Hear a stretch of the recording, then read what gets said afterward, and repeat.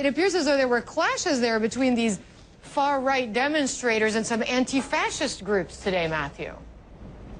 Yeah, minor confrontations, I'd characterise them as. Certainly the police say there's been no arrests as a result of these rival protests, but they were out in the streets again in some force. Several hundred members of the English Defence League, which is a far-right extremist group, which is campaigning against what it says is a spread of Islamic fundamentalism on the streets of Britain. They want the British government to act decisively and to kick out Muslims who they say are practicing a form of fundamentalist Islam that's led to various attacks in the country. Now, there was a rival protest as well, anti-fascist demonstrators, because on the streets of London, basically protesting against the fact that the EDL, as they're known, were there at all. I mean, there is a lot of anger that's been simmering out onto the streets. These are still minority groups that have been coming out and voicing that anger on these various occasions since the killing last week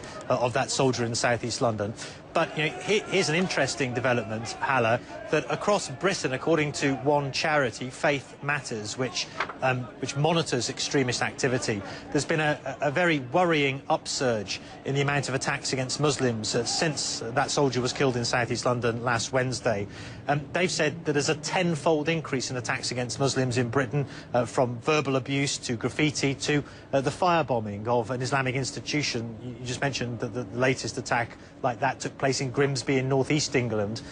2 people are being held by police on suspicion of committing arson. And so there's a great deal of tension on the streets, and you saw from those protests, a lot of it is bubbling over.